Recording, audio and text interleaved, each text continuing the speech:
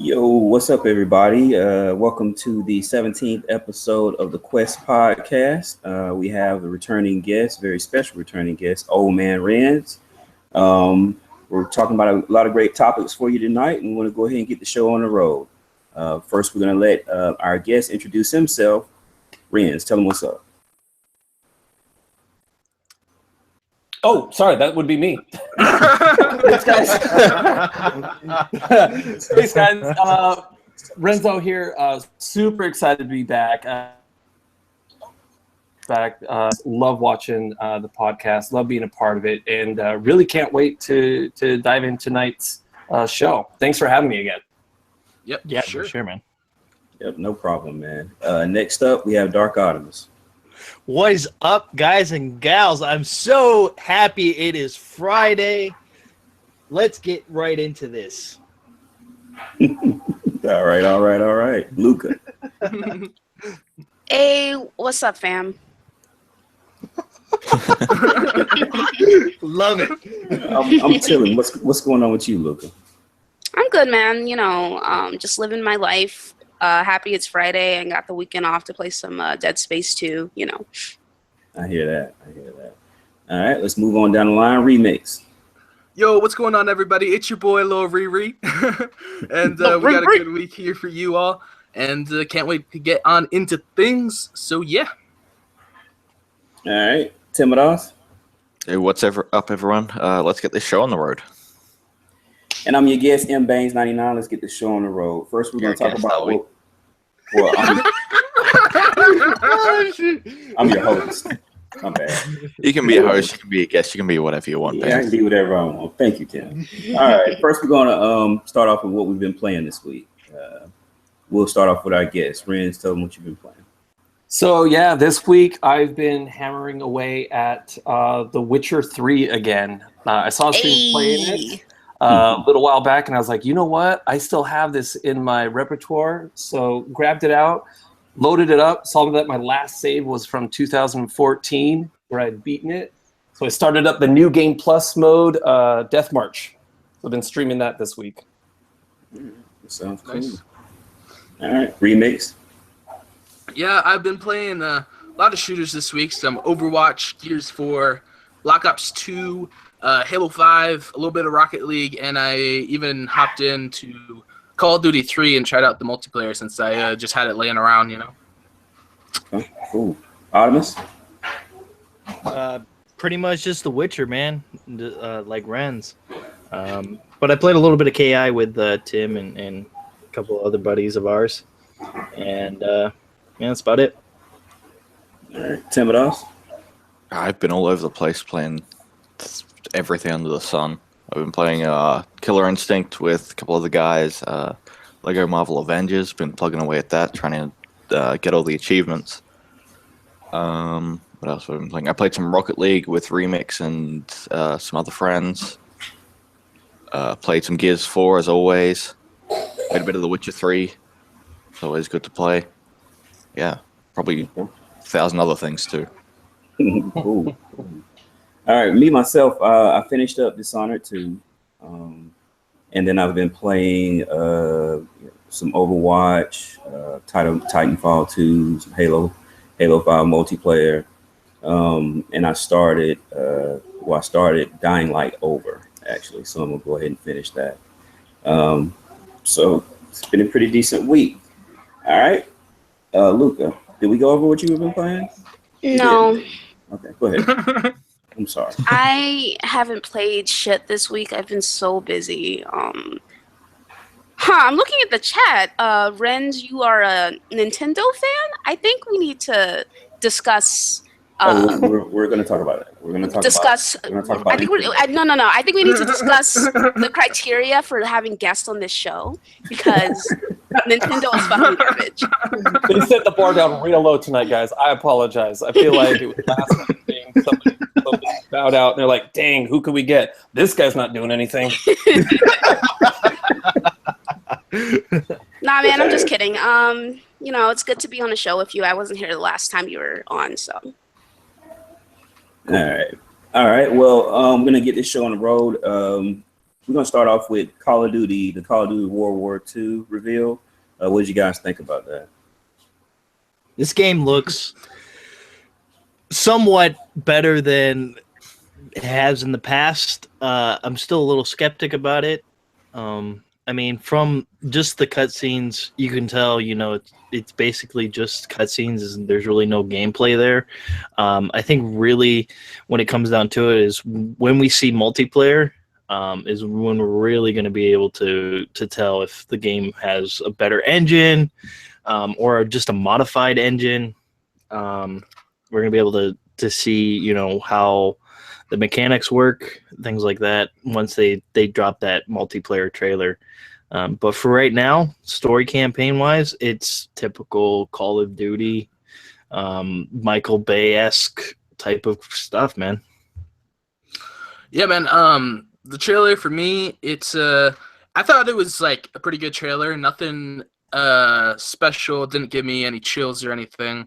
But like there's some cool parts, like when the dude's bashing another guy's face in with a canteen and stuff. I thought that was pretty cool. Obviously showing the story stuff, and then they did the Q&A and stuff after. But I'm just glad that Call of Duty's boots on the ground again. I'll at least look at it, but I got to see some multiplayer before I make any kind of decision. For me, I think that they knew what they were doing when they released this video, right? They made a video that was going to get all of the fans, salivating and be like, this is going to be the best thing ever. I want this. I need this. And look, it's Call of Duty. And when I play Battlefield 1, I'm all in on that. And so when I take a look at this trailer, I'm like, okay, well, this is great, art that you provided, because this isn't game. I'm with you guys. I'm going to need to see some actual in-game footage and really be able to take a long dive into what they're going to do, because it's all about the multiplayer. Yeah, for sure. Well, for me, I'm like, okay, it's Call of Duty, so whatever. Boots on the ground, boots in the air, boots on the TV, boots on whatever you want to have. I don't care. It's Call of Duty. Yeah, it's Call of Duty point blank. I'll play the story campaign, but I could care less about the multiplayer. And from that, I'll just move on. But see what I mean? Like, Barnes, that's what I'm talking about. They put out this video, and you're like, yeah, I'm in. I'm going to play it. Yeah. Because it's called, and you said it, I'm going to play it because it's Call of Duty. Yeah. I want these guys to do a little bit more and not just be like, hey, look, we're the Call of Duty brand.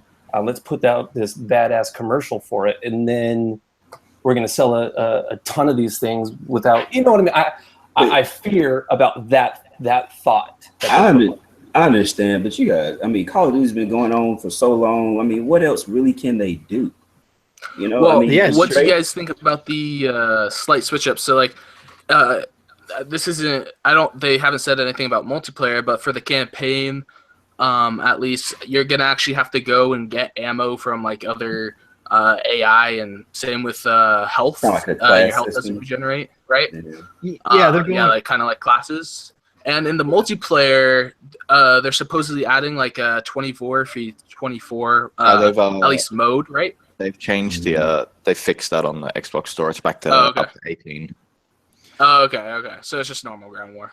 Yeah. Well, here's the thing. They're trying to go. Because it sounded large, but they're trying to go for a more realistic approach to this type of Call of Duty, but is it going to work for them?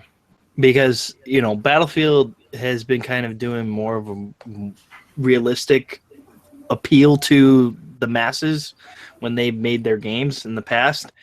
And every time, for some reason, a game goes more realistic, it never does really well. Like Medal of Honor. Take Medal of Honor, for instance. The Medal of Honor games didn't do very well because they were more realistic, and people were just kind of like, I don't like that kind of thing. I want to just sit here and play a game. I don't care about, getting ammo from somebody or not regenerating my health. Well, I think the multiplayer will be the same. Yeah, I wonder if they'll have like an option for that in the campaign. Like you can play it like the old school, or you can play it this new way. Yeah, I guess it's I actually get it. reverse of that because the new So way you're is the old way. So you're saying like having like a switch in the menus where you can play it the classic way and then you can play it the new way, basically in campaign or just in multiplayer? Or are you thinking more campaign wise? I was thinking more campaign, but like they could have a game mode and multiplayer like that too. Yeah, I can see that. Yeah, that 'cause being said, I mean, it's Call of Duty. It's still going to do well. Yeah. It doesn't really matter. Yeah, I mean, they could turn out shit and people would still buy it. It would still be the best-selling game. true. Well, I think this Call of Duty will sell quite well compared to like the last two, or like the last one like dropped 50% in sales from like the past Call of Duty or whatever. I think this one will do better just because it's going back to boots on the ground. It'll get a lot of people that left Call of Duty for like the last 2 or 3 years to come back, I think. And, maybe have a little revival for them, but we'll have to, wait and see for all that to happen. Yeah, it's really going to be a wait and see game. But like I said, About the trailer. Yeah, about that trailer. I'm going to steal somebody else's comment about this. I've never been so whelmed by a trailer. I was neither overwhelmed nor underwhelmed. It was just perfectly average. Yeah, honestly, I don't really know why people are expecting anything. I mean, it's just going to be the same Call of Duty formula with a different skin on it. It's what they do every year. Like, I wouldn't expect them to do anything innovative or new. No, it's Call of Duty. It's going to feel like Call of Duty. It's going to play like Call of Duty. People are going to play it for a bit, complain about it, continue playing it, complain about it. It's just how it goes. Yeah. Well, that's the thing. They're really going to complain about it because it's boots on the ground now. So they're going to be like, oh, I can't wall run or jump or do any of that. Exactly. So they're gonna be like, oh, and they're gonna be all sad and shit. It's like, yeah, like gamers are so fickle. They're so fickle these days, and they ask for this stuff and ask for this stuff, and when they get it, they're like, oh, I actually didn't want this. Yeah, exactly. Yeah, well, Luca Baines, Optimus, anybody, do any of you own Black Ops 2? Have you, or Black Ops 1 even, gone back and played the backwards compatible on Xbox or not? I've never played a Call of Duty game in my life. Keep it that way. I haven't. I didn't go back and play them. Yeah, I played Black Ops. Well, do you have them though, Baines? I think so. I think my game share partner may have had it. I looked through. You should try them out, man, because and then see if you like the boots on the ground and everything. Because I've been playing some Black Ops 2 and I've been enjoying myself. So. But see, with me, it's more or less the fact that I'm just done with the multiplayer, period. The only reason I touch a Call of Duty is for the single player. That's it. I have not touched Infinite Warfare's multiplayer at all. I've only played the single player, and that's it. How'd you like the single player? The single player Infinite? was great. I mean, it was a nice story. I mean, you got immersed within the story, even though it was kind of short. But it was still good. Kind of like if you played Titanfall 2's single player, it was kind of short, but you got immersed in the story and what was going on. So they did a really good job with the single player. Like I think the campaign on Infinite Warfare was surprisingly good. Right. Yeah, the multiplayer was complete trash, but when they had that like free trial or weekend or whatever the fuck that shit was, I played it. I thought it was pretty good too. Not enough for me to pay for it though. So. Yeah, well, my game share partner got that one. I didn't pay for it. Yeah. But next up on the list, enough Call of Duty, please. Marvel versus Capcom Infinite. We had some reveal, had some gameplay. What do you guys think? I know this is not my genre. I could care less about fighting games, so I'll let you guys take it. Damn, same. Yeah, I'm not really a fan of fighting games either, man.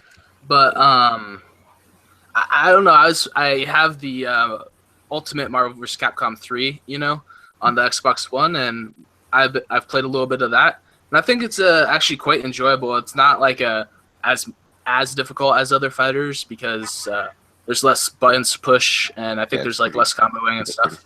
I don't know. I still have to learn the game, but I mean, I've been enjoying it, and that one has like your team has like 3 characters, and this one's going back to 2 like the old ones used to do, so that will be interesting because I haven't played with just 2 because that was my first Marvel vs. Capcom game. But I'm pretty excited for this, and I like the Ultron and Sigma kind of like team up deal and everything, and yeah, I can't wait. Yeah, I think it's gonna be. This is kind of up me and probably Tim's alley. We play more fighters than most than most of the people on the panel here. But yeah, I mean, I think the trick. Well, from the gameplay of what I saw, it looks really good, man. I mean, it looks pretty polished. The background still looks kind of, that it needs a little bit more polish. But I mean, it looks like it's gonna be a really fast. It's gonna be like Marvel vs. Capcom 3, and I'm pretty excited for it. I can't wait. Just seeing some of the I forgot what they call them in the game, but like the special moves or the special like little cutscenes that they do, that the characters do, is just like really cool. I don't know what they're specifically called. Yeah, in the game. they specifically call them. Yeah, they're specifically called something, but I can't remember. Yeah. But it looks really badass, man. This game is. I'm definitely probably gonna pick this up day one. Same with, of course, Injustice 2. Because I like those Infinity Stones, man, seem badass. Like, I think it was in the second trailer.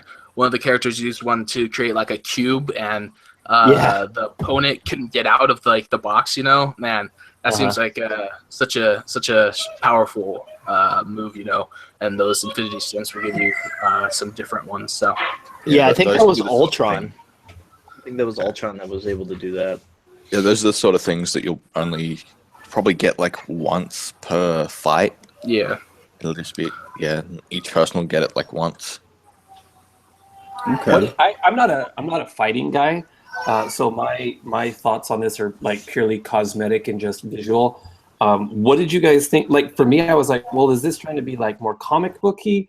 Is it trying to be more old school fighter? Because it seemed like they were trying to blend those two together, but not in a really good way. And I think the video that I saw, the guy talked a little bit about the HUD. I think the HUD was disgusting. But again, that's just because I'm not a fighting game guy. So I was like, why are these things so big and taking up the four corners of the screen so much? They've always kind of been like that with the Marvel vs. Capcom games. They're always kind of a mixture of comic booky and very fighter. Then Mission Capcom 3 was a bit more. Then Mission accomplished, because I was like, what are they going for? And then clean it up because it's an early build still, and they've always had that like big chunky start sort of HUD. Like the Deadpool character in Marvel vs. Capcom even like plays on that. He uses the parts of the HUD to attack his enemies. It's like so they kind of got to be like big and chunky. Okay. And you do need to have that reasonably visible to you at all times. Yeah, they're definitely going for that, kind of comic booky look. But also in that the video of gameplay that Maximilian had, which was that guy kind of commentating over it, that also was like low video quality and like the not completely finished game. You know, so. Right. That's why they only showed like a few characters. It didn't show, all the characters that are going to be in the game. Yeah, they probably hadn't been implemented at that point in development. Right. Exactly. But it was cool just to see, people from like, the Capcom, and then seeing like, people from Marvel and stuff. Just a mixture of all that. It kind of gets you to have a feel of how the game's gonna be like. And it looks cool. It looks good. Yeah, I think that's the Ultimate Edition is or Collector's Edition. I mean, is pretty badass, man. That's like, insane. Fucking, you get 4 statues and the Infinity Stones. Yeah. 6 Infinity Stones, 4 statues, and a cool like hard case, game case. So, I mean, how much is that thing? $200. $200. That's not bad. That's not bad. It's gonna be like insanely priced here, but I fucking want it. Yeah, it is pretty dope. I kind of want it too, but all right. Well, that's enough of that. All right. Next on the docket, the Twitch affiliate program. I guess this is a new program to help people who may not have that many followers, do a better job of coming up on Twitch. I guess I'm gonna let OldmanRenz step in and explain more about what's going on here. Yeah, so cool. With what the affiliate program is going to do is going to allow streamers who are not partnered, right, who aren't the Co-Carnage or Lyric, these guys with hundreds of thousands of followers. It will give them a chance to earn bits in sharing with bits. So somebody like myself, less than 200 followers, my viewers will be able to come in there, and then they'll be able to donate to my stream, not through PayPal, but actually through these bits that are out there. And Twitch has already taken their fee off the top of that. So you donate 100 bits, your streamer gets $1. They're also making it so that these affiliate program members will be able to have subscribers to their channel. So you'll be able to subscribe to the channel, but only one tier, right? So like $4.99 or whatever, somebody can pay a monthly fee to you. The reason that they're doing this, I'm guessing, is because there are third parties out there like GameWisp that already let streamers do this. So I have a GameWisp account, and I have subscribers on on my channel, and they're paying $5 a month. I have a $10 a month tier and a $20 a month tier, whatever. But they're making it so that you don't use those third parties anymore. You keep everything in Twitch. So my guess is they realize there's a lot of money being siphoned out through third parties, and they're going to try to take it back. Okay, so what is GameWisp again? GameWisp is a third party that if you were to go to somebody's stream and you're like, look, I like this guy. Not only do I want to donate to him, but I want to subscribe to his channel. You would be able to make a $5 a month payment. It'd be just like any other bill that you have. And GameWisp will be the one that charges you for it. GameWisp charges something like 18% of that. So if somebody's paying $5, then the streamer gets something like $3.75. And now Twitch is saying, well, why aren't we doing this for the thousands of streamers who are already doing this? We don't have to give them partnerships, but if we give them some lower level form of partnership, we can be getting those, that money for subscriptions. So it's cool. I mean, it'll give people an opportunity to get more of these donations that maybe don't have PayPal accounts, because you can watch videos to get free bits. But it's cool. It's a way for, like I said, it's a way for Twitch to keep everything in house. Okay. Yeah. Grab some of that massive pie.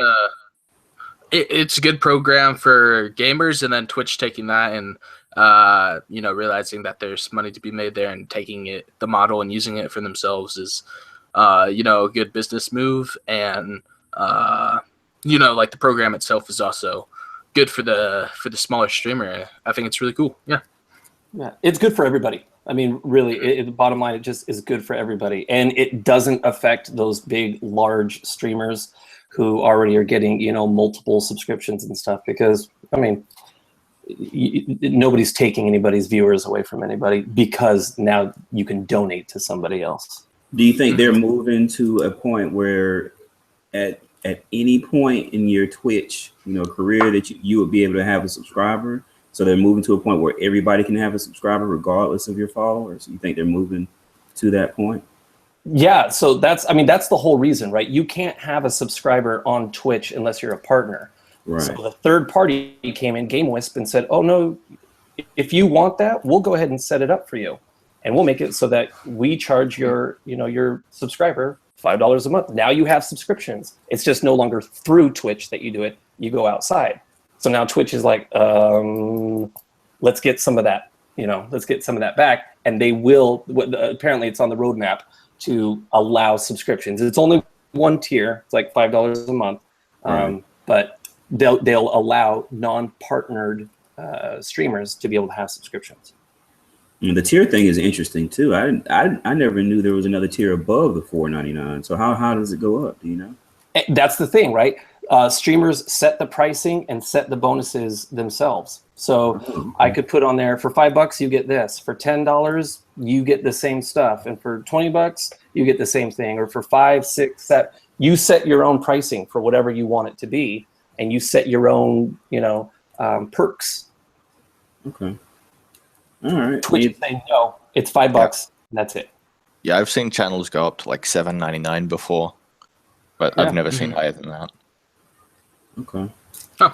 Well, that's cool. It's definitely cool for newer streamers to come on. And I know that's something that would draw people. But you think maybe they're doing some of this because of their competition with Beam?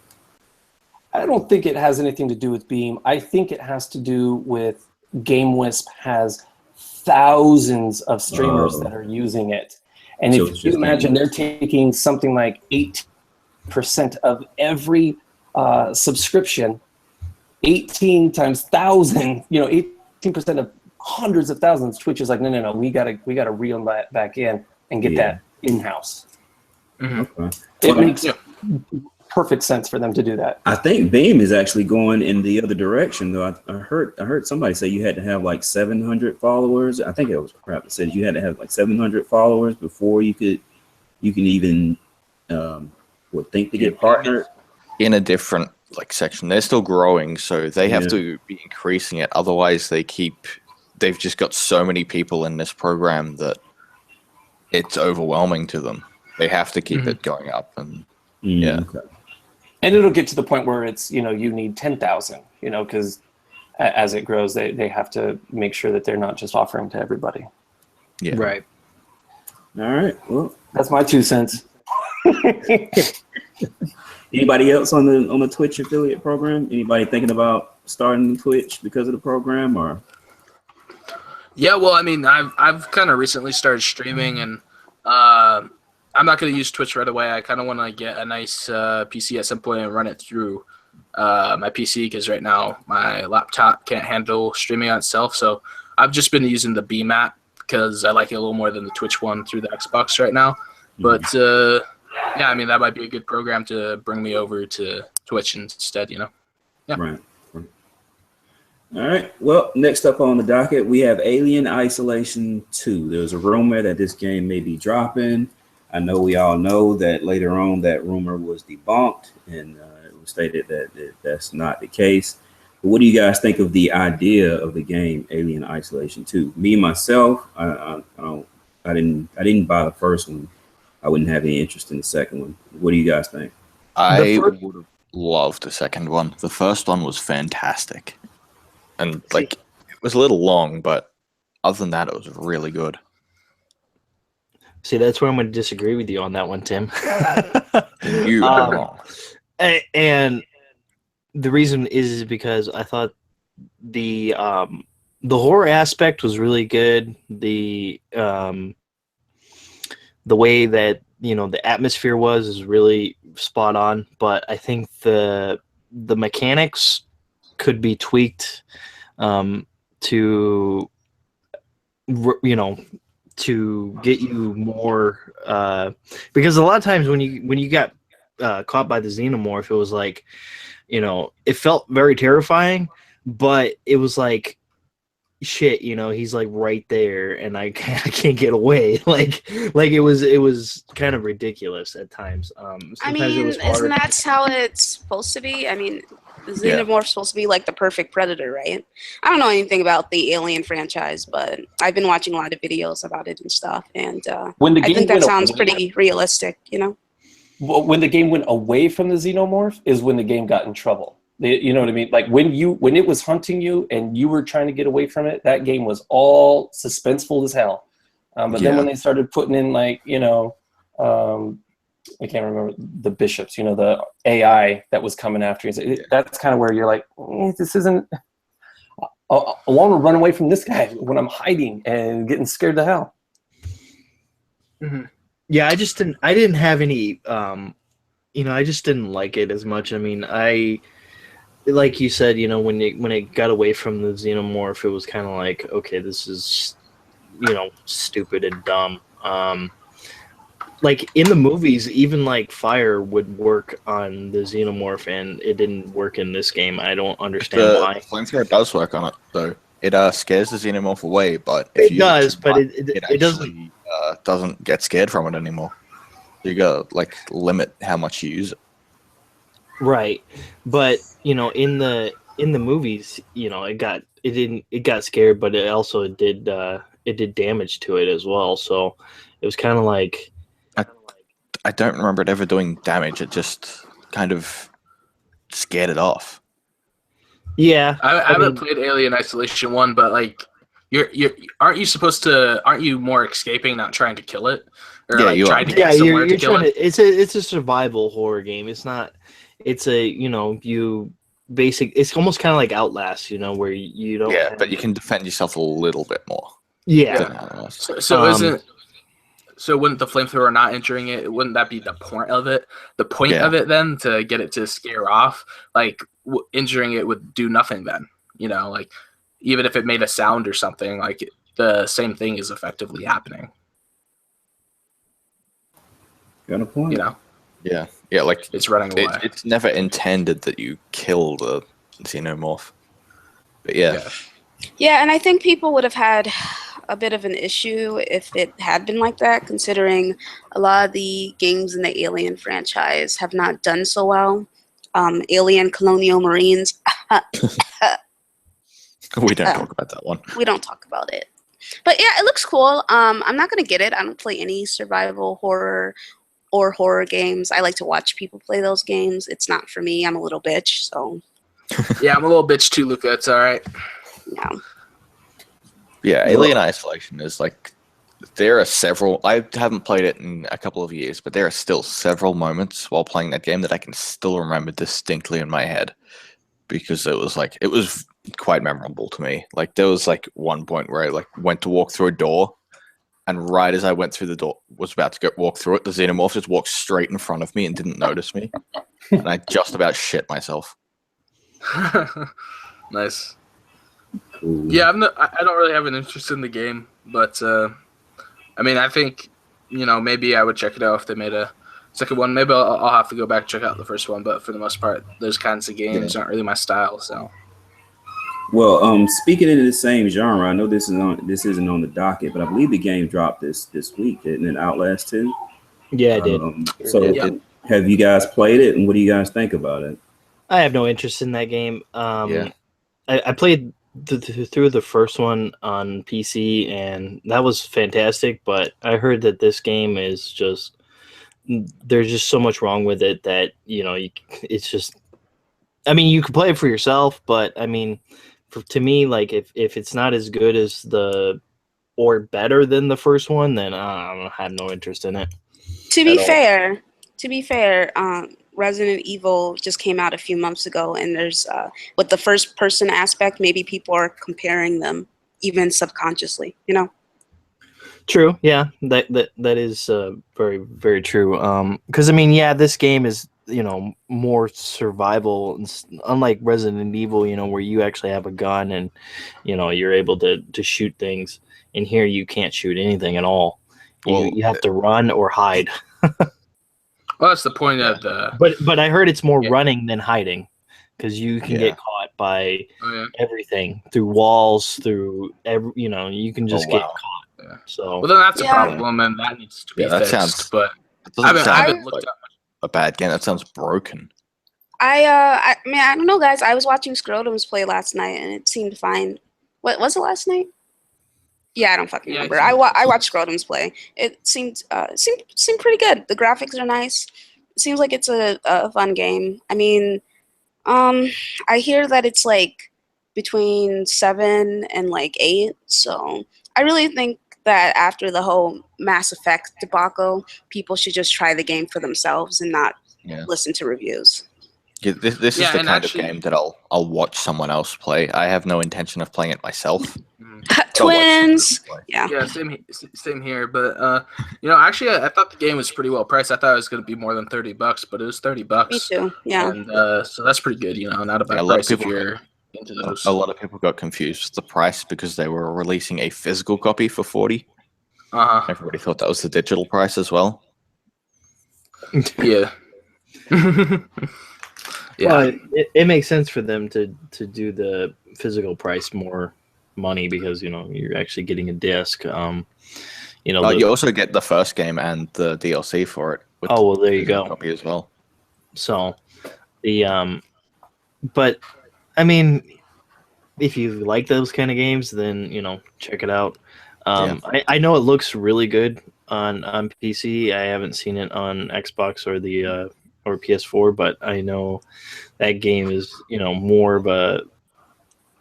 It was on PC first, and then it came to the consoles, and now the sequels on consoles and PC at the same time. So I watched Shiwolf play it on the stream for a little bit, and the game itself looks quite good, but I got to be honest, the UI looks like trash.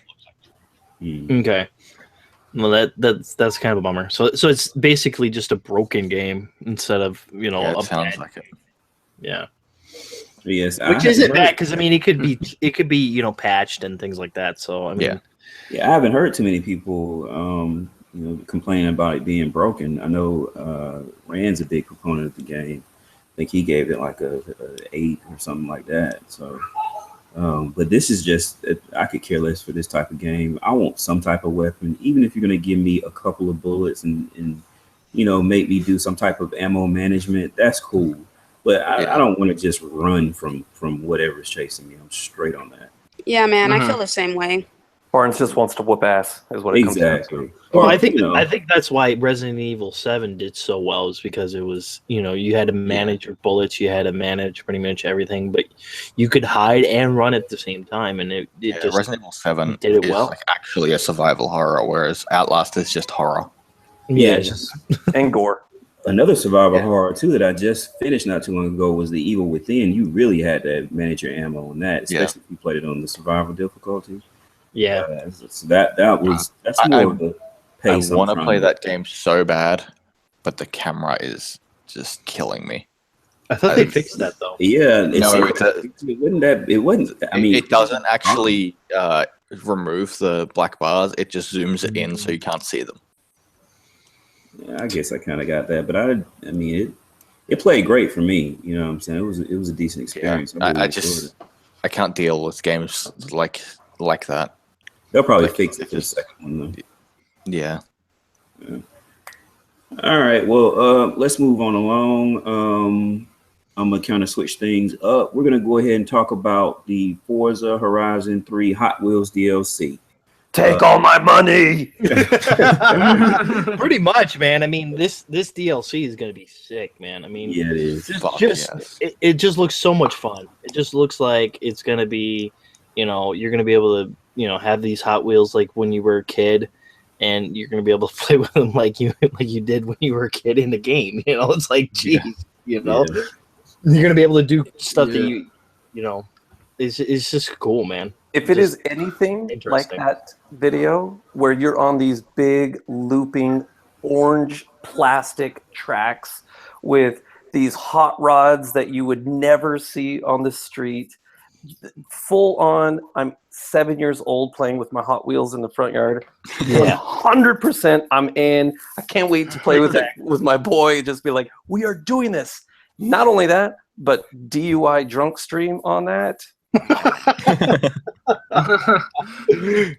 Yeah, man, I'm excited for the DLC as well. I think it looked awesome and stuff. I mean, I don't know if I'm actually gonna pick it up myself, just because I don't think I play Forza enough to warrant it. That's your loss. Forza is a great game. You should play it way more.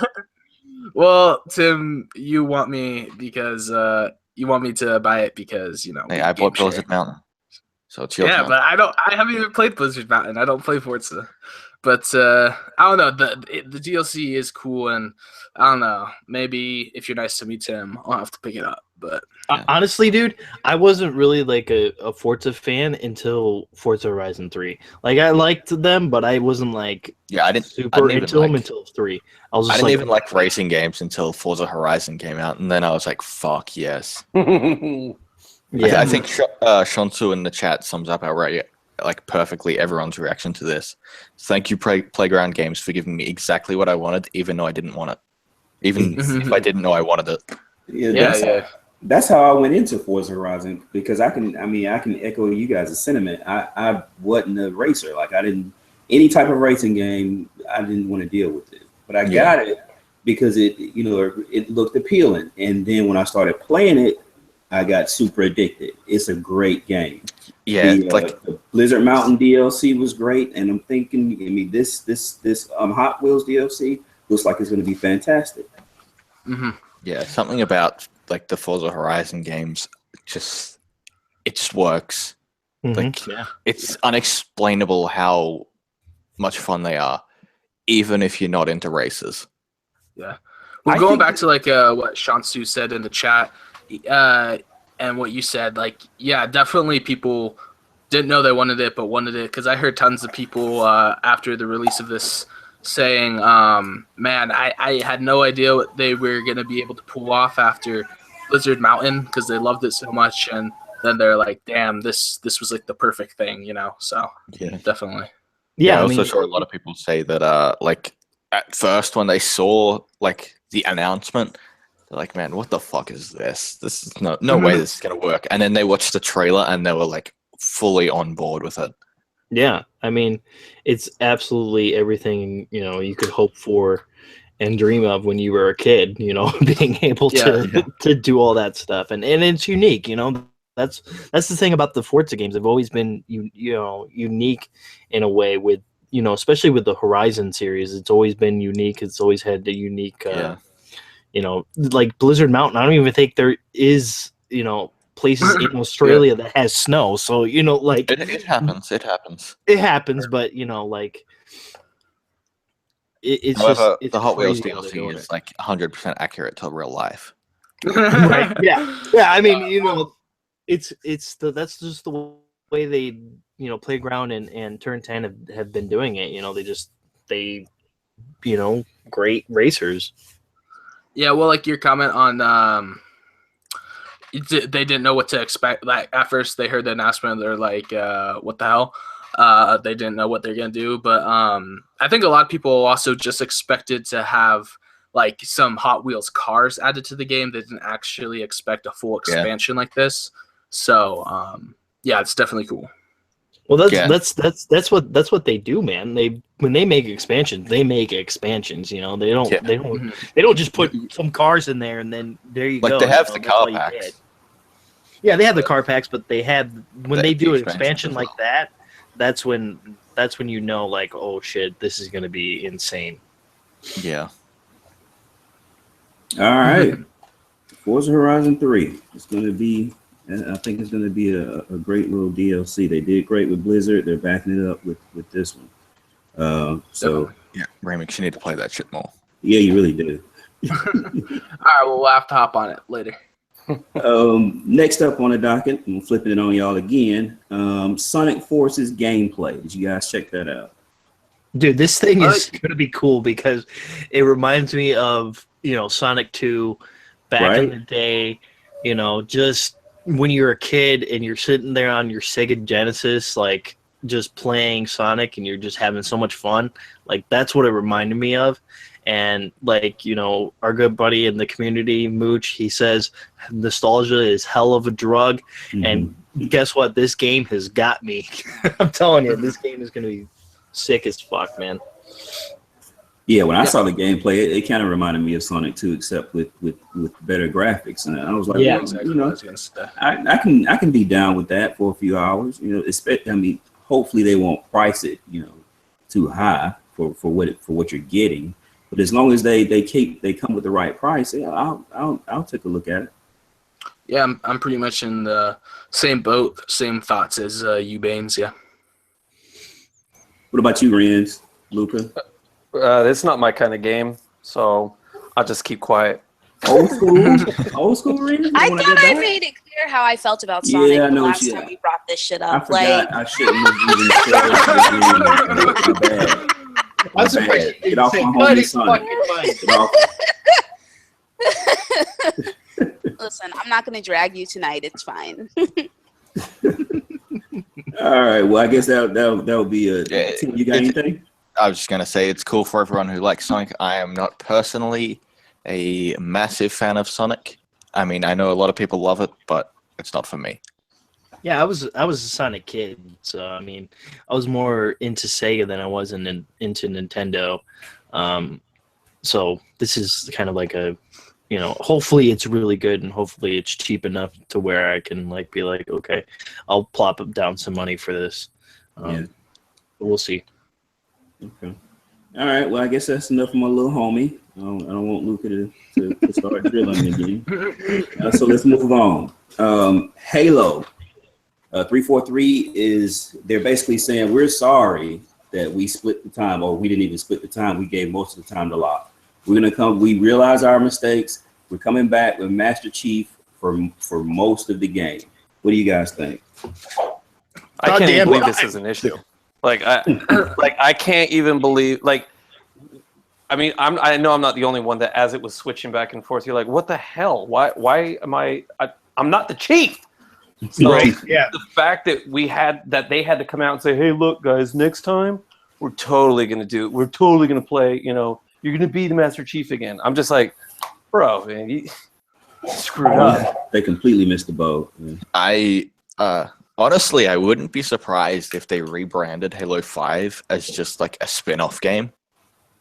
Yeah, I can see that. Just call it Halo Guardians, and explain it like that. Like try and play it off like that, and just call the next one Halo 5. Oh, that could make sense. I mean, why didn't they do this in the first place? To be honest, I mean, why would you pick, a character that nobody really knows anything much about unless you've seen like the Halo Nightfall thing. Nightfall, if you saw that, then you probably know who Locke is. But at the same time, I don't even think he was a Spartan at that point when he was in that. He wasn't. I think he was still part of Oni, I think. Yeah. So it was like, for him to come in and be a Spartan and then like have Buck, the best thing about that was Buck, and Buck was it would have been and cool. Completely different if Buck had been the main character of. It would have been more comedic. Somebody actually brought that up on a podcast a while back. Probably me. Yeah, it might have been you. And I think She-Wolf might have said it. It was one of them. Yeah, possibly. Too. I know I've said it a couple of times, but yeah, you may be. But yeah. So the God damn it. I think also the problem was Buck had more enthusiasm, more energetic. And Locke just could have been written a little differently. As a character. I think that's one of the biggest issues. And obviously, going back to Master Chief is probably the right move and what everybody wants. But at the same time, it's a little bit unfortunate that maybe they won't be going in the total direction that they were going to take the series. But, I like Master Chief a lot, so I can't complain about having more Master Chief, like it should be. I think what they were trying to do with Halo 5 is trying to move the story on to Locke. Because they were trying to figure Master Chief out because he's getting old. They can't get past that. And people weren't ready for a different Spartan. They just wanted more Master Chief. Yeah, if anything, they should have had it more as a chief and then had Locke in it and then had people get used to the idea of playing as Locke instead of forcing you to play as him. Yeah, had the amount of the time played as each of the characters been swapped, it would have been fine. Mm-hmm. Yeah, here's the thing. I love the actor who plays Spartan Locke. He's really good in other stuff I think he did Luke Cage, and but in here he was just kind of so monotone. He almost acted like he didn't even want to be there to do this. I don't even in IMDb, I don't even think it's his voice. It's voicing himself. It's just according to IMDb, that's what it says. It's not actually him. It's actually somebody else who voiced him. But it's this. I understand where they were trying to go. They were trying to introduce a new character and try to get people hyped for this character, almost kind of like a Master Chief, but on the other side of the law basically, and it just didn't work out. Hell, just make him my co-op companion and give me co-op campaign, and my buddy who's playing in Texas or whatever can play as Locke, and there we go. Now you just introduced me to him, and boom. Yeah. Exactly, and they should have done that, and they didn't, and now they know that they're paying for it. But bottom line, You know, more most people- Master Chief is better. So good for them, finally. Yeah, exactly. I don't know how they messed this up so bad, because they've done it before. They did it with the Arbiter, and it worked. Mhm. And now they're trying it again, and they've just messed it up so bad. Yeah, and Halo 3 was my favorite, man. You know, that was Halo 2, actually. Yeah, it was Halo 2. Halo 2. Halo Well, 3, the Arbiter even- was... well, Pardon. Halo that was 3, Arbiter was like part of your squad if you played in... Well, actually, it was always part of your squad, but in Halo 2, it like split it up. Like, sometimes you played as the Chief, and other times you played as the Arbiter. I was thinking of, like, if two people played the campaign together, like me and my sister, one of us was Master Chief, one of us was the Arbiter in Halo 3. Yeah. Oh, well, you guys got to remember that was Bungie at the time, not 343. It was. Mhm. That's a good So, point. you know, those, you know, they did different things. You know, they even did that with Reach. You know, Bungie did Reach and wasn't with Master Chief. So this is like, you know, 343 is still learning how to, you know, take over the Halo franchise. I mean, they did a really good job with Halo 4. And, you know, the campaign, the multiplayer was kind of shit. But if they would have given us, like, with Halo 5, Mm-hmm. the multiplayer of Halo 5 and the campaign of 4, I think people would have been way more satisfied. Yeah. They would have been like, okay, this is where, you know, they're going to take it. Hopefully it's going to be an absolute blast the next game. But, you know, they didn't really do that. So Well, that's why Halo 6, though, has such potential when it comes out, because, you know, if they can bring those two elements together, the Halo 4 campaign and the Halo 5 multiplayer, you know, they'll have a really good game on their hands. So Yeah. And they also had such a misdirect with the advertising campaign of Halo 5, like in multiple ways. Yeah. They had the whole like Locke versus Chief thing, and then nothing ever came of that. And then like the original reveal, Chief was in the desert by himself, and we got Right. nothing of that. I was really excited about that stuff, and we didn't see any of it. well, they made it seem like you're either going to choose with Locke or you're going to go with Chief, and of course, you know, everybody would have gone with Chief, but you know, they made it seem like, okay, Chief's either going to die or Locke's going to die, and it's like, Oh my God, of course right? Locke's going to die, but you know, Yeah. they just didn't market it very well. They just did not know how to do Those this. trailers were so cool, man. I was like super excited, and I have never played a Halo game before. I was like, oh, this is so cool. Maybe I'll check it out. Maybe I'll get an Xbox early. And Yeah. You know what that end is. Yeah, it's just too many things. Like the campaign was just all wrong in Halo 5. But the multiplayer is great. Like the Yeah, the multiplayer multiplayer is is fantastic. fucking fantastic. And I mean, yes, that's what gives it the most longevity, and they know that, but they know also that the campaign was shite. So yeah.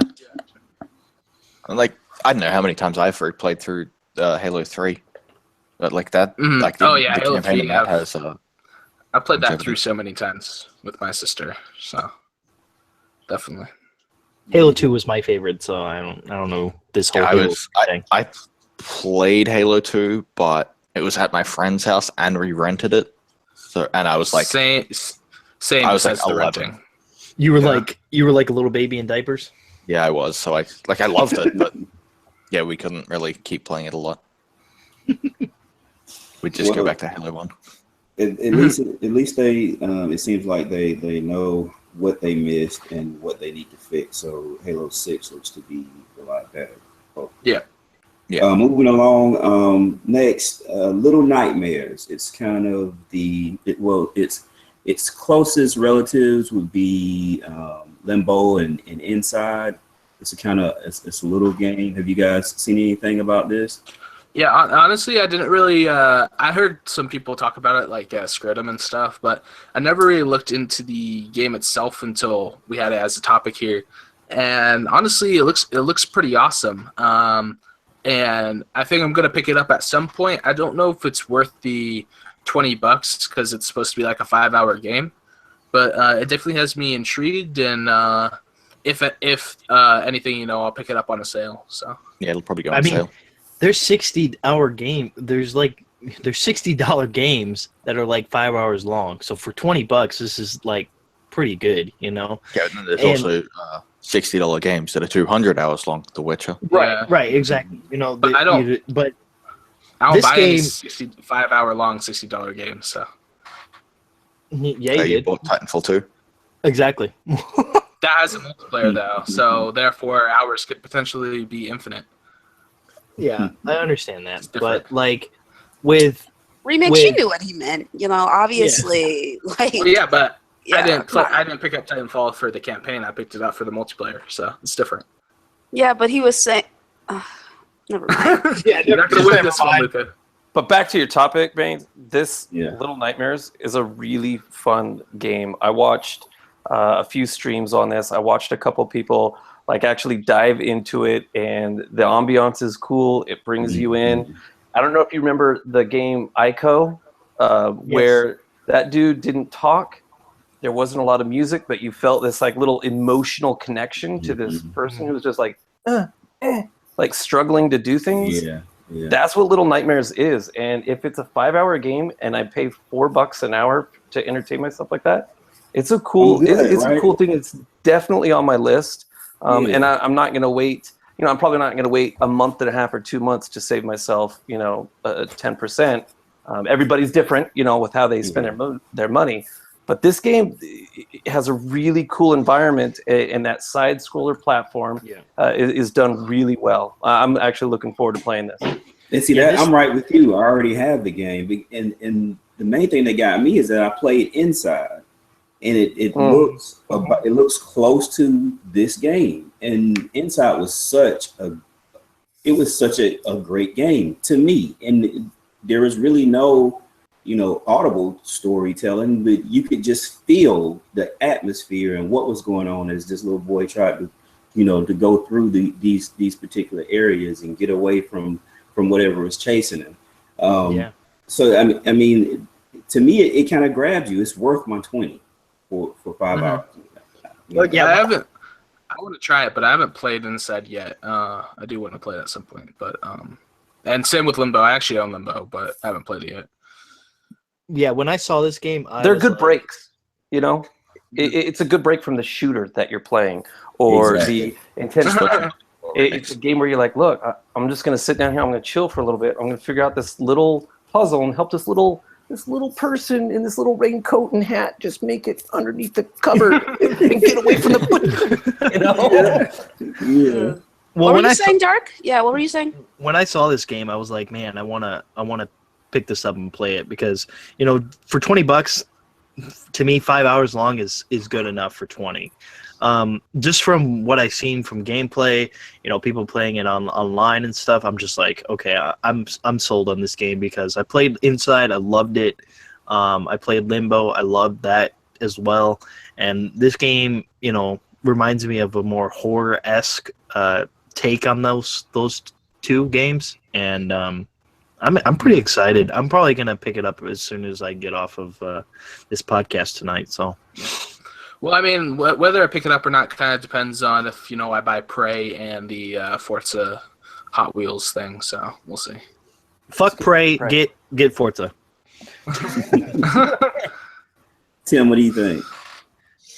I haven't really seen much about this game. Like I've heard people talk about it. That's about it. And I played through Limbo. It was okay, I guess. I wasn't one of those people who thought it was like one of the 9 out of 10, one of the best games. The ending, ever. right? That ending didn't make any fucking sense. Yeah. Have you played? So, did you play Inside? No, I haven't played Inside. Okay. It just hasn't really. Well, that didn't make interested any me. sense either at the end. Yeah. But you don't play those games. You play those games because they're fun to just play. They're I platformers, so. played Limbo because it was free and I wanted the achievements. So, Good. Yeah. Well, I'm not interested in it. I don't play any game that's not a AAA. So Dang. I mean, that's understandable. It's not a game for everybody. I don't really like platformers at all. She's a But high-class gamer, guys. This Yeah, game I mean, intrigued me. So To be honest, I was like that for a while too, but then I had to get away because these type of games, they take you off the beaten path of because a lot of your AAAs are getting samey. Your open world, your first person shooters, they're all starting to look the same. And it's these type games kind of take you off that beaten path every now and then. Yeah, you kind of need that. That being said, I don't play shooters, and my favorite series is Dark Souls. So, like, I play a game that's different from other games. True. Yeah. Mm-hmm. All right. Anything else? No. We're gonna move on then. I'm gonna bring up Nintendo. Oh my god! Yeah, they're actually dropping. I promised 2D. Dirty J not to do that, but sorry, buddy. They're actually dropping a 2D. I guess it's a 2DS XL for $149.99. Also, I'm going to go ahead and wrap this all up. Nintendo is not going to be at E3, so y'all can tackle both of those. Go ahead. Yeah, whatever. It's probably because they don't have any third-party support. And then the 2DS XL.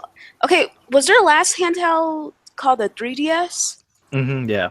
Okay, yeah, because I was looking at that. I was like, what is this? And their 2DS was like that, that flat 2D, thing, right? Like that flat, that big blocky thing that they had. Yeah. Okay. Well, they just made this one look like 3DS, but it's just 2DS. It's just 2D now. So. I think I really like the design of it. Like it's like much better. Like I hate that like flat like fucking 2DS. Yeah, it looks so goofy. Yeah, like, my I love my 3DS is fucking buried under some books or something. I don't know where it is. So yeah, mine's like the same. Like I much prefer the 3DS design, but I never use the 3D. So this is like perfect. Basically, right? Like I don't think a lot of people did. I don't think a lot of people used the 3D. It's like we already have 2DSs. So like I mean I don't know. I think it looks really cool. It does. I like the design a lot, and the price is good. I'm sure it'll sell well. I think my 3DS is holding up my table right now. No, it's kind of like, okay, well, you should have came out with this design in the first place, because that flat design was stupid in the first place. I mean, yes, I know you were trying to cater more to the kids and trying to get them to parents to buy this for their kids, because it's more of something that they can just pick up. It also seems like it's a little more durable because it hasn't got that fold in the middle. Right, exactly. So look more durable for kids. The whole thing about them not being at E3, I don't care, because last year they only had fucking Zelda anyways at E3, so it's they kind of did a different. I don't think they've had an E3 show in like forever. So it's like okay. It's no surprise that they're not doing it again, because exactly they always have a separate event. I remember like hearing when they had their thing where it was just two people in a room playing Zelda, and I remember hearing outlets say, "Man, Nintendo is so genius for showing only one game and being so focused on it and just showing the gameplay." And I was sitting there like, okay. Yeah, well, they did like their treehouse thing like on the floor last year, but it's always fine when Nintendo does it, but not when anyone else does it. As for like the 2DS, I think it's cool. I probably won't get it because I want to probably get a Switch instead. But I don't know. We'll have to see. I haven't had like a new DS in a while. Like I have like the very first one that they released still. So wait, the first DS or first 3DS? The first DS. Oh, damn, Jesus. son. Okay. Oh, yeah, that was like 20 years ago. But yeah. My whole thing with this is you still have issues with the Nintendo Switch that needs to be ironed out. So Yeah. why are Exactly. Why are they doing this? Yeah, well, why did they cancel that one system only to announce that other system that's coming? Oh, Ren's dropped out. Yeah, it's like in order to announce the system. like but it's like Nintendo doesn't make any fucking sense. I don't even know why we're questioning this. Like they do whatever they want to do. Yeah, but at the same time, the launch window is weird. If the SNES Mini does come out, because that was just a rumor. It hasn't been confirmed, has it? I don't know if and then the Switch just came out. So whatever did it say what the release date is for this or no?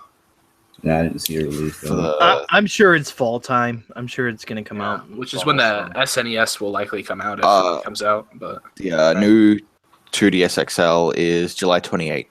Oh, July. Well, that kind of makes sense, I guess. They kind of only have like a few months in between like these three systems, but yeah.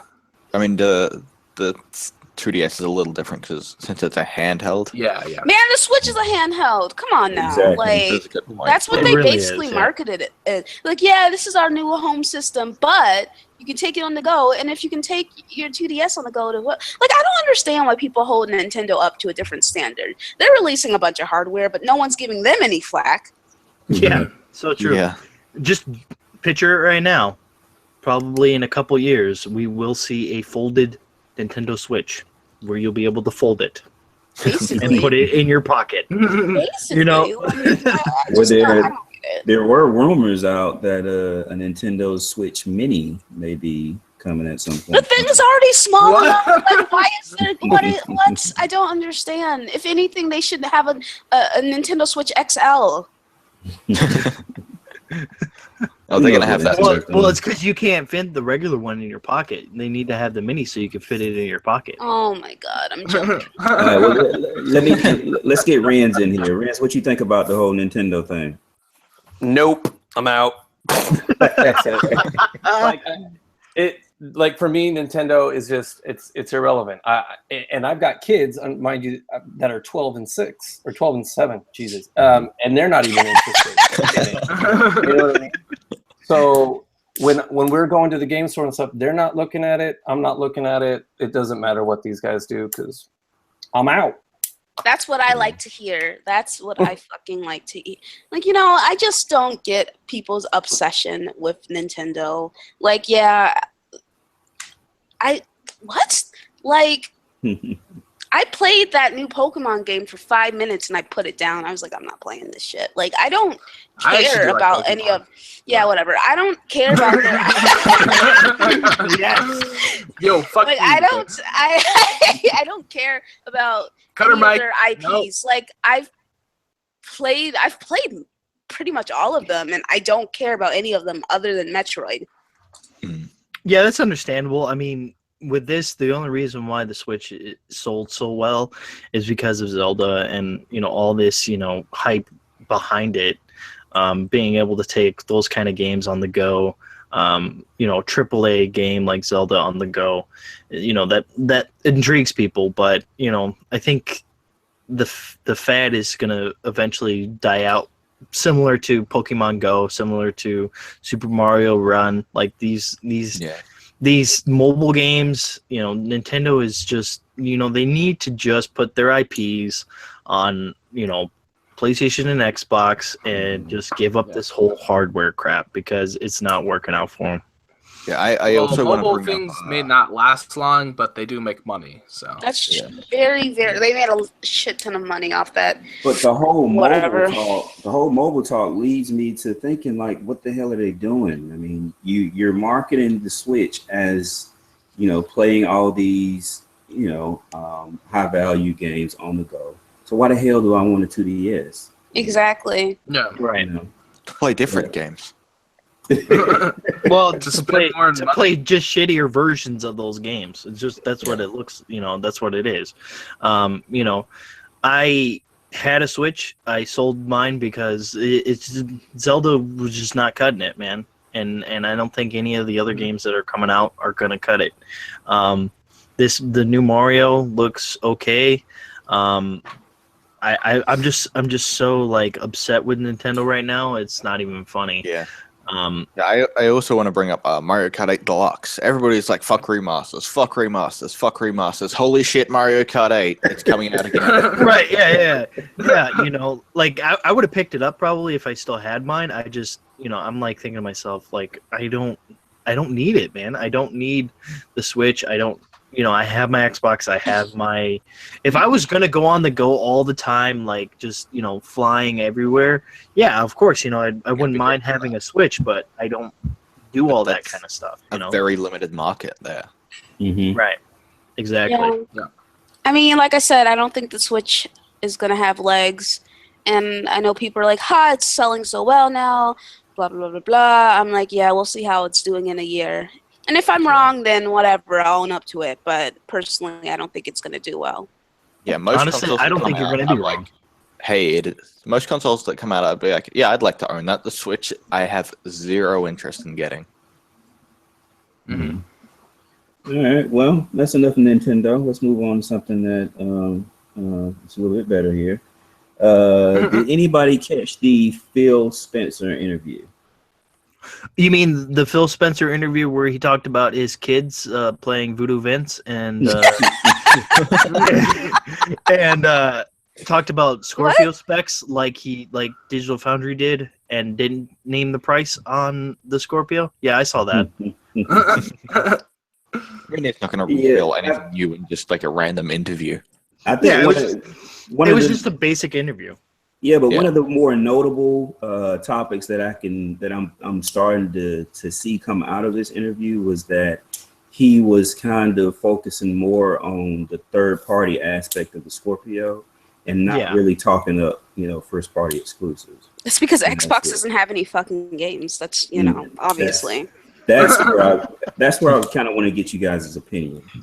Well, that's the thing, you know, if they're focusing more on the third party, you know, games, great, awesome, make them look badass as fuck, but we still need those first party games to really, you know, sell the console. You know, these, you know, you can't do it alone just with third party. You have to have some sort of exclusive game to come out with that console. It doesn't have to be every year. You don't have to have an exclusive game every year, but, you know, at least have one or two exclusives that come out with that console.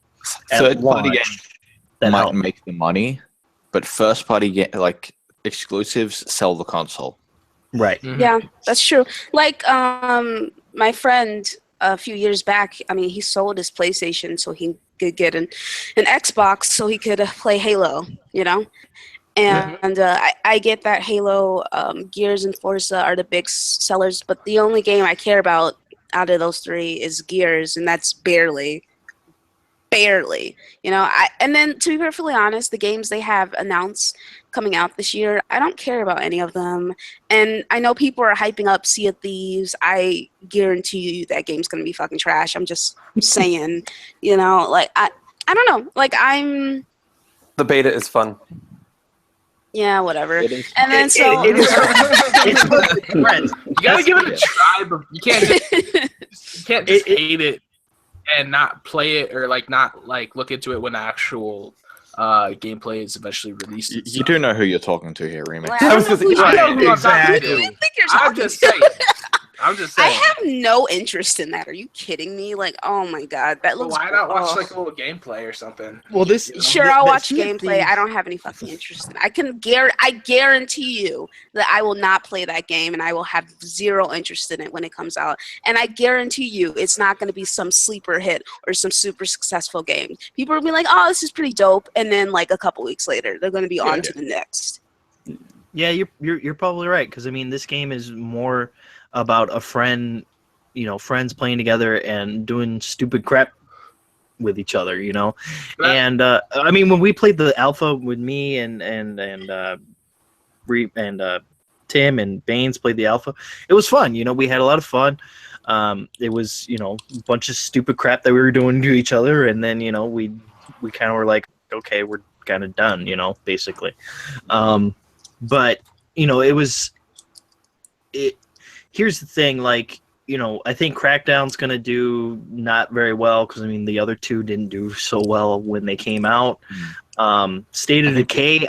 State of Decay, on the other hand, I think it has potential if it goes into more of like a Walking Dead type, game with surviving and managing your resources and things like that, and fortress building and things like the original kind of did, but play on top of that, put more emphasis on it and make it a really fun game. It could be a really great game, but they really do need to announce something that's going to really grab some people in and say, okay, yeah, I need to buy a Scorpio. Yeah. And they haven't done that yet. Well, Crackdown 3, I mean, it's not a huge franchise, so it may not be a console seller or something, but I mean, I do think that if it lives up to its destruction and stuff, that will bring some people in, because people love just destroying shit in games. Like that's the attraction of Battlefield and Siege and stuff. But Tim, what were you gonna say? Yeah, the Crackdown is like weird. Like the original Crackdown only sold because it had the Halo 3 beta with it. Right. That's the only reason why it sold originally. And then Crackdown 2 sold because Crackdown 1 had just come out and people kind of enjoyed it. But one of those games hasn't come out in years. Nobody knows what the fuck Crackdown is anymore. Yeah, I mean, right. So. Well, shout out to Dirty J in the chat. He said all he basically got out of the interview was multiplats will play better on Scorpio. And I think that's the narrative that Phil was trying to push. Because he knows that their first party lineup is kind of lackluster, and he knows that you're going to get basically what you already know is coming out on the Scorpio. Like there're not going to be too many surprises. So I think that's the narrative they're trying to go with, that everything is going to play better on the Scorpio, which is true, Yeah. And I know first party turns heads, but the multiplats, which you get every Tuesday, they are the ones that really keep the gamer engaged. So I think if they are going to, which there should be no reason why they won't have the best version of said multiplat, then I think the system will still do fine. Yeah. Well, these multiplats better look fucking beautiful, because if you want to take all the people from PlayStation and bring them back, you're gonna have to make these games look fantastic, way better than what they do on PlayStation. It's gonna be rough. It's gonna be tough, man. And we'll see what happens when because I mean, he's even said it in many interviews, and he said it in this one. Wait to pre-order it. Wait until you see the games. That's a clear indication that these games are going to look great, but are they really going to look, like that Forza 6, screenshot? Is it going to look like that? Are all the games going to look like that? Or is it just the first party? We don't know. So, yeah. I mean, I'm not super worried about Scorpio or the Xbox or anything like that, but they've lost this generation, and there's no coming back from it. They can come out with the system, but if what you guys are saying is true, and he's making it like he's hinting at the fact that they're not going to have a lot of first-party games coming out. Look, it just went on mute. Okay. Oh, my bad. Yeah, I think at the end of the day, it's gonna be awesome. I don't know. It's gonna be fun. It's a think video game console. Yeah, we'll see. We'll see. If anything, I mean, they can't do any worse. Yeah, and if it does, then that's gonna really look bad on Xbox, and I don't want to see that. Like I love Xbox, and it's my console of choice. I love playing on Xbox. I love the community that we have, and I don't want to see them, fail because of something like this. I don't think it will.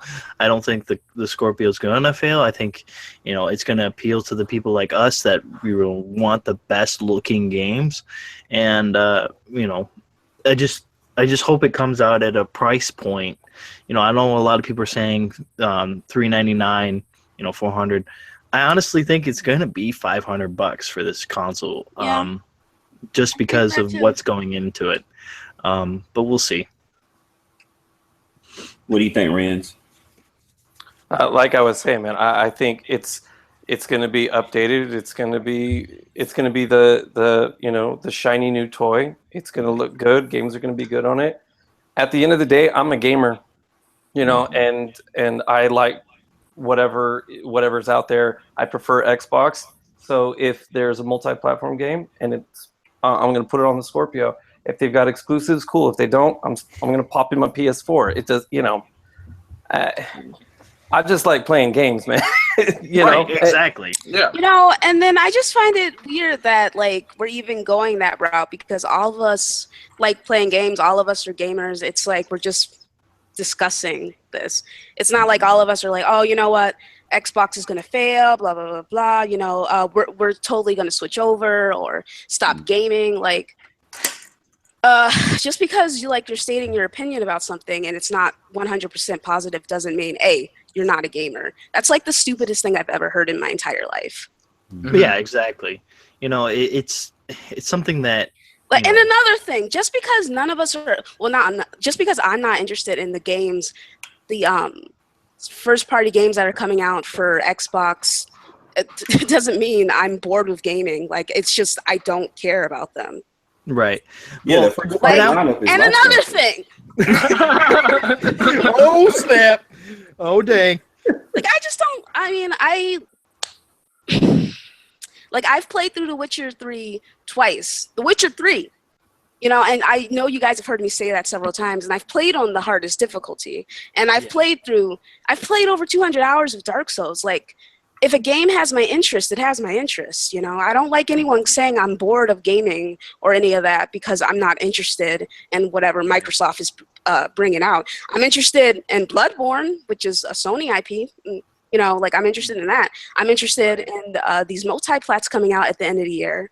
Like, just because I'm not riding Microsoft's dick right now doesn't mean I'm bored of gaming. You know what, right. Blades? Me and you, we're going to go fight in the streets. Let's go, man.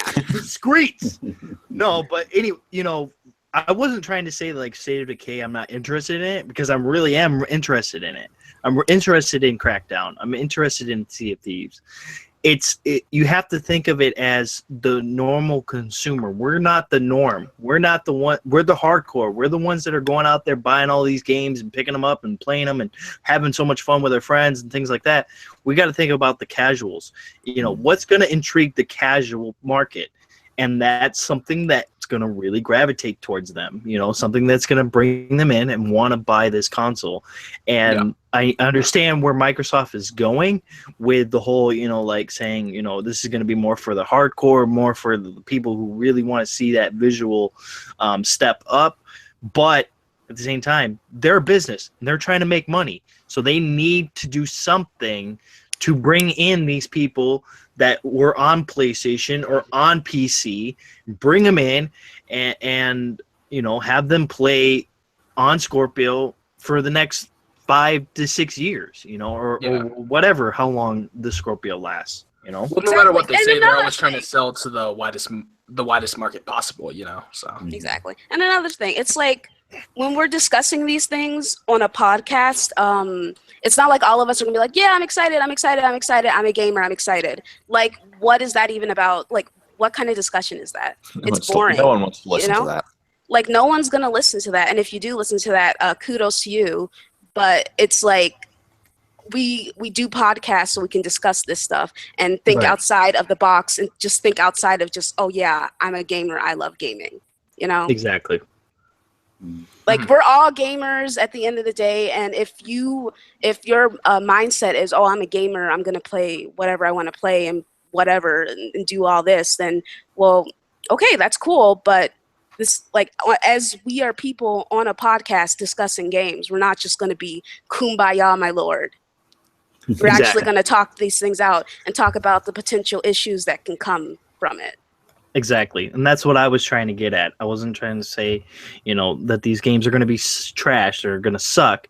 They're going to be good games and we're going to probably love them, but it's not going to gravitate towards the casual market. and that's what it needs to do. These games need to do that in order for Microsoft to survive.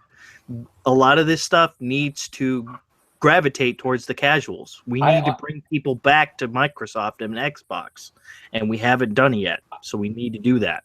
I think real quick before you change the subject, Barnes, I think also that Spencer is doing a really good job, because as a parent, as somebody that's looking to buy entertainment is for the house or for the things, if I've got kids who are starting to get into gaming and I hear this person say, hey, look, games that are on both platforms are going to look better on this system.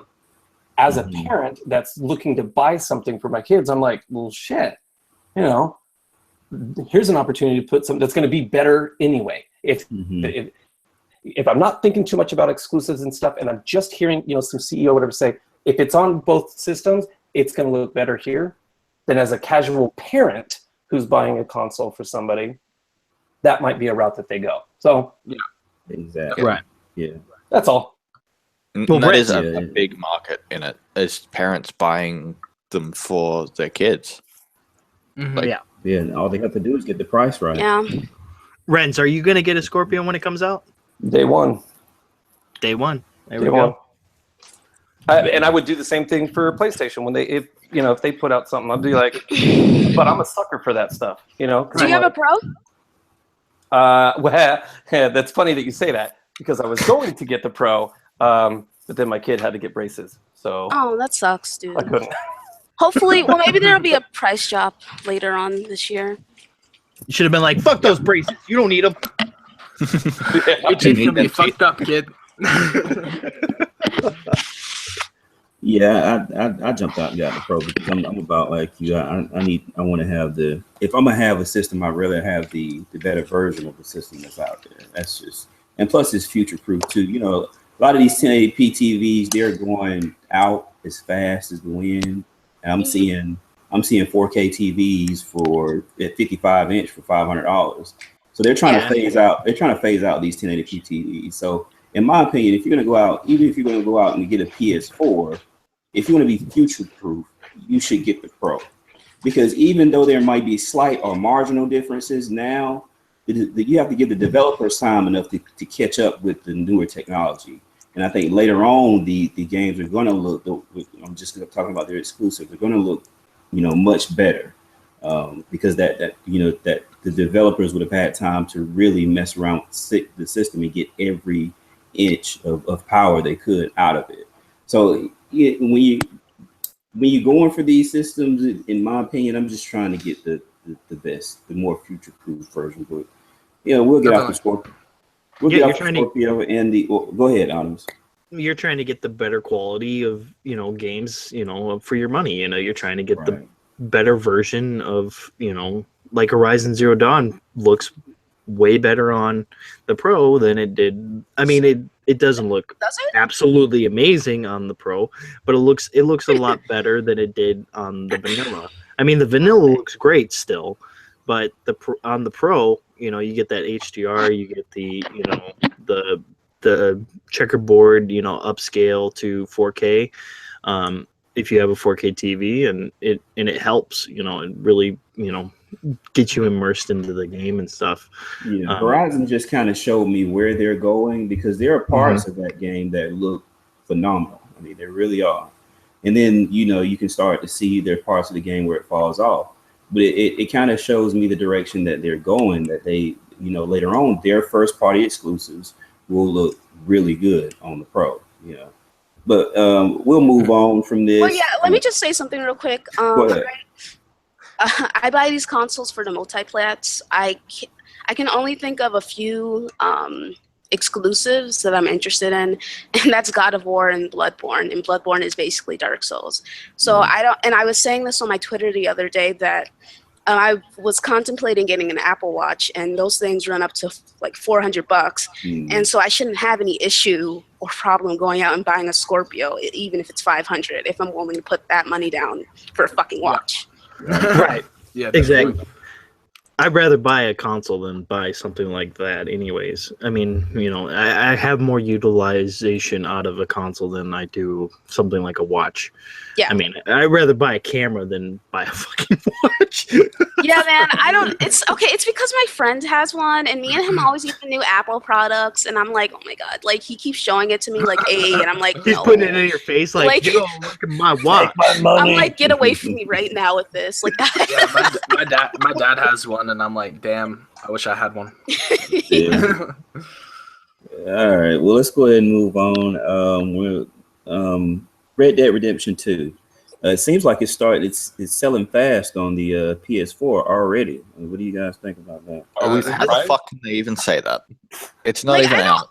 You can't like, count pre-orders. yeah. People cancel all the time. Yeah, I'm Yeah, really that's confused. what- Are they just counting pre-orders? Like, how do they know that? Like, that's And really weird. isn't this based off Amazon pre-orders as well? Yeah. So Aren't Amazon weird. pre-orders known for being like really?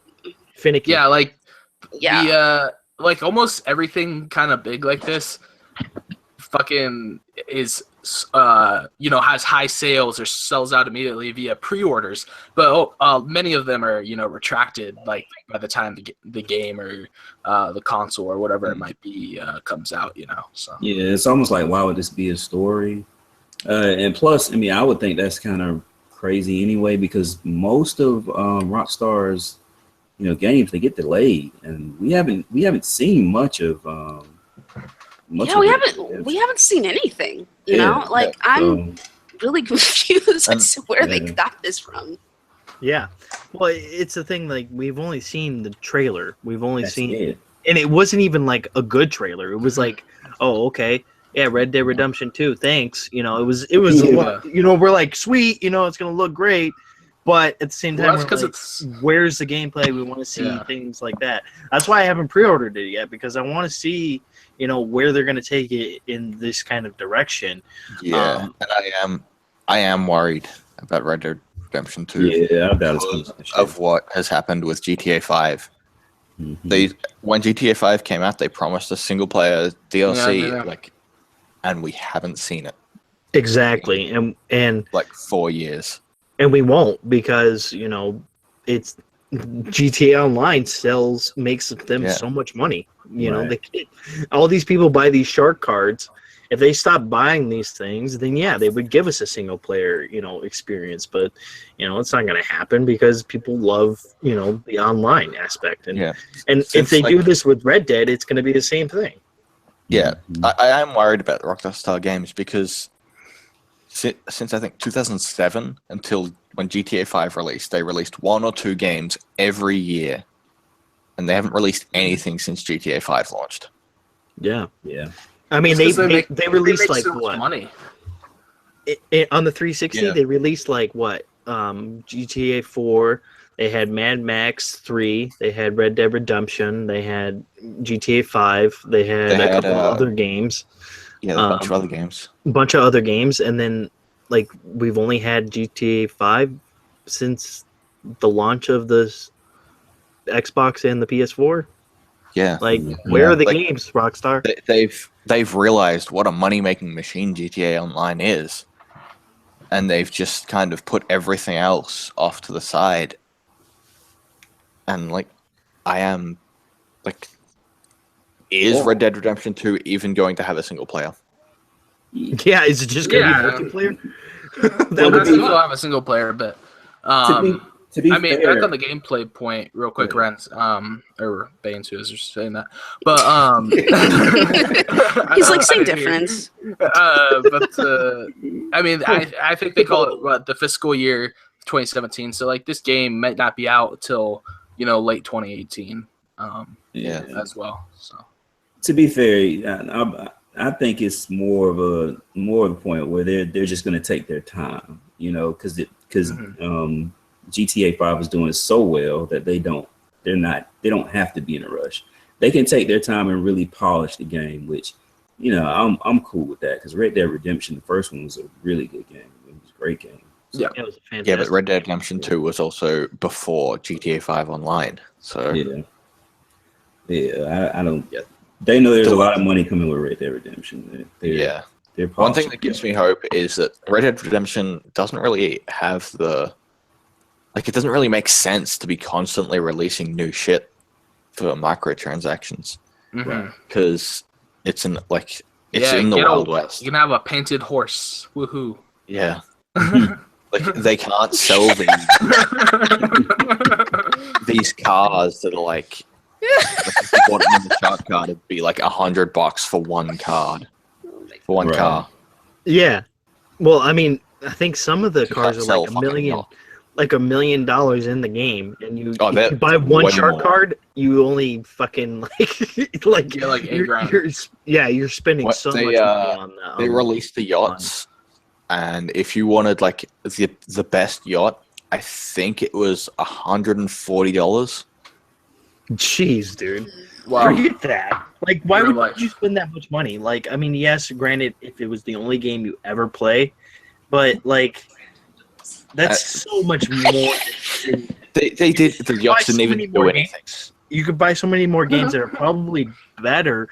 I'm not, I love GTA, but there are some games out there that are even better than GTA. It's just the name, the brand, they just sell.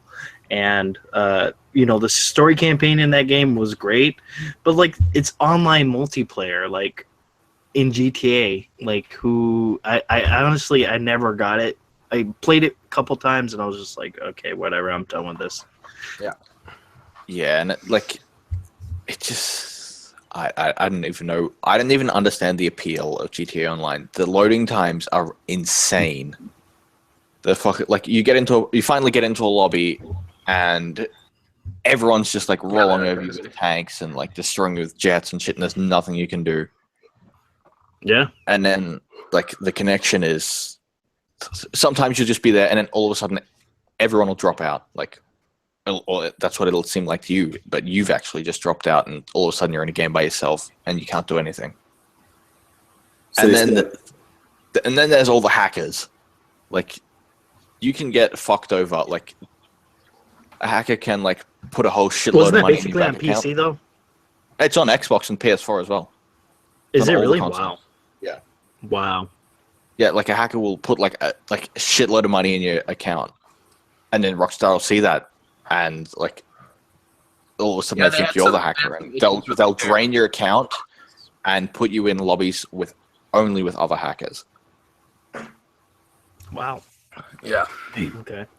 I thought they fixed a lot of the issues with the online. I've never played it myself. Yeah, they're constantly trying to fix it, but people are just constantly fighting back. Mm-hmm. They're finding loopholes and back doors to doing it. Yeah, They found a back door. Story of my life. Right. I know. I mean, for people like us, it's that kind of sucks because if we're not people who are going to go out there and hack these kind of games. We're gamers and we love playing games, and we don't do that kind of stuff. We don't try to cheat. We try to play fair, and it ruins the immersion of a game when people do that. And that's kind of the reason why I'm kind of disappointed in Rockstar. Plus, I'm kind of worried about Red Dead Redemption 2 because I know Red Dead Redemption had a multiplayer as well, and then this one's probably going to have a multiplayer because GTA 5 made so much money. So it's they have to figure out a way to fix that or do something. And Rockstar has never been very good at that. If you go back to play Red Dead Redemption on backwards compatibility, there is a very high probability that you'll get into a lobby with somebody who's hacking the game, and it'll affect your account, and it'll just I'm not sure what it does, but I think it can get you banned off Xbox Live. That's insane, dude. That's crazy. You shouldn't have to suffer because some stupid ass idiot on his fucking Xbox or on his PC is sitting there fucking beating his dick off because you can fucking hack your shit. Come on, dude.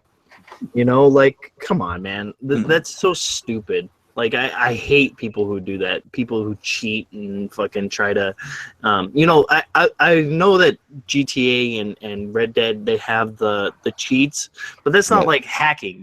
That's do it all you want in the single fun, player. Do it all you want in the single player. Do not bring that shit to online multiplayer. Exactly. Yeah. All right. Well, cheaters, please leave us alone. Next up on the docket, the PlayStation Plus, the free games for this month. Did you guys look at those? Catch them? Yeah, man. I think these games are actually pretty good. Tales from the Borderlands and Abzu. Although I believe at least Tales from the Borderlands wasn't that pretty recently on Xbox Gold with games, and then they had like it's not been a Games with Gold on Xbox. Oh no, Mm-hmm. okay. No, it's been on sale, but it's not been a Games with Gold, and that's like a really good one too. Yeah, I mean that's a great game to pick up. That's really good, but like Abzu, the other one, it's like Ass. yeah. Isn't it only like? Honestly, I only saw Nothing 2 really games. strong I didn't see like 4 or 5 games like they usually have. I only saw 2, and I was all like, "What the fuck? You only get 2?" The rest of them aren't worth talking about, but I'm gonna go ahead and say pause on the Abzu talk. Now, the game is pretty decent. You gotta play it. It's a pretty decent experience. What's it about, bro? Something different. I mean, it's basically this guy, well, this scuba diver or whatever. He's going through, and he's reinvigorating the plant life and stuff like that underwater. So something happened. Oh, this is the survival game? No. Something happened. No, yeah, this is what I was thinking of. Okay. Yeah, something happened, and a lot of the vegetation and the plant life on the ocean, a lot of the life period has just deadened. He's going through, and he's if each section you hit, he's basically bringing life back to the underwater, and you go through. I mean, it's pretty decent. The music to it is phenomenal. I mean, for I think it was like 3 or 4 hours, it was pretty cool. For something just different, I would say pick it. It's free. Play it. Yeah, music can really help enhance a game, so that's pretty cool. Yeah, man, I could see myself probably maybe picking this up since it's on PS4. With the whole PlayStation Plus, because I have PlayStation Plus for some god awful reason. I have it too. I forgot. I think I have it for like a month on my. I have it for a month because I was doing PvP in Dark Souls. I guess I'll download those games. Yeah, just why not? Might as well, for free. Might as well, yeah. I'll tell you the truth. I fell asleep trying to play that Tales from the Borderlands. Real, I was like, man, what the hell? That's funny. I watched. I don't own it myself, but because I normally just watch those Telltale games. But I thought it was actually like one of the better Telltale games in my opinion. Yeah, I can play that shit. I think this is the first time I've ever heard Bane say he couldn't play some shit. Because you play everything, dude. And you're like, this game's awesome. And I was just like, oh, okay. I gotta have to try it out. But yeah, with Tales of the Borderlands, that kind of, that kind of intrigued me. But I mean, I already bought it on Xbox, so I'm not gonna pick it up on PlayStation. There's no point. I like the Telltale games, so I mean, I guess I could try to get the trophies in it too. I mean, yeah. Anytime I fall asleep on a game, I always go back. You know what? I always go back and try to give it a second chance. So I'm gonna give Tales from the Borderlands a second chance, but it's not looking too hot right now. Oh my god, it's so not funny. too hot right now. Well, I heard it's really, really comical. You have to get past a certain amount of the game, like and that's an hour or something like that. Yeah. So, what you think about it, Renz? Pass.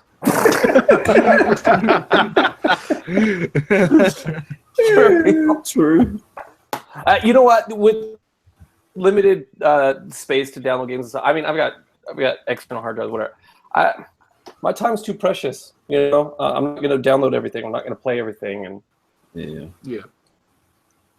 Yeah, it's like, me, I download these games and I probably never even gonna play it. It's like it just sits there, I buy them and then it just sits there for the longest time. And I think that's one thing that happens with a lot of us hardcore, gamers. We just kind of buy things frivolously and we just never play it. Or Yeah, we play it like years down the road. I bought Horizon Zero Dawn for this fucking podcast, and I haven't played it forever. Not because it's bad, but I don't know. Oh, Mass Effect came out, and I just got distracted. So, that's the thing. I bought Mass Effect, and I haven't even touched it in like 3 weeks. A few weeks. Yeah, it's been the same for me. Quite a while ago. That new Dark Souls DLC came out, so that's what I've been doing. That makes sense. Yeah. You're Dark Souls. Yeah, we severely. Well, they're already talking about DLC for Andromeda, so that's pretty cool. Maybe that's good. Maybe that I need means to fucking finish that game. I It's have to a say really good that as I love like open world RPGs and stuff, but I feel really overwhelmed when I'm playing that game. And I don't know if it's because I'm playing more games because I like started talking to you guys because on PlayStation we don't like they didn't talk to anyone. Like I didn't talk to anyone when I had my PlayStation. But I just feel like really overwhelmed and like I don't have enough time to play it when I do. So Well, I mean, who talks to people on PlayStation anyways? I mean, I've never. Exactly. Honestly, I think we tried it once and we were like, "This sucks. We're going back to Xbox." We did. Yeah. We tried it once. We hopped back on Xbox to play our PlayStation games, but talk on Xbox. Yeah, I mean that's usually what I do. I'll play like my PlayStation game, but have like Xbox on and just talk to you guys. I remember I was trying to help Iceman with Bloodborne, and my party chat wasn't working. And I got so angry. Like he was like, it's gonna be okay, and I was like, no, this is like the worst thing that's ever happened. I was like really, really pissed off that day. Like I don't know, man. I don't know about any of that. Yeah. On that note, we're gonna go ahead and end the show. Unless you guys got something else. Anybody? No, man. Going once, going twice? No, I think that's good enough. All right, well, I'm good. too bad if we did. We're about to end the show. Oh, nice. All right, our outros. First, we're gonna let the man of the hour and a half, and that is OldmanRenz. OldmanRenz. Tell them where they can reach you at, old man. Yeah, thanks for that, man. You can find me at OldmanRenz on Twitter, Twitch, OldmanRenz. Stream Tuesday, Thursday, Saturday nights, and I am a terrible tweeter. So there you go. We're glad to have you again, man. I'm glad to be here, man. I really am. Yeah, we appreciate it. All right, next up, Artemis. Okay, you guys can find me on Twitter at Dark Optimus. You can also find me on Xbox Live at the same name. OldmanRenz, thanks for coming by, buddy. We appreciate it, dude.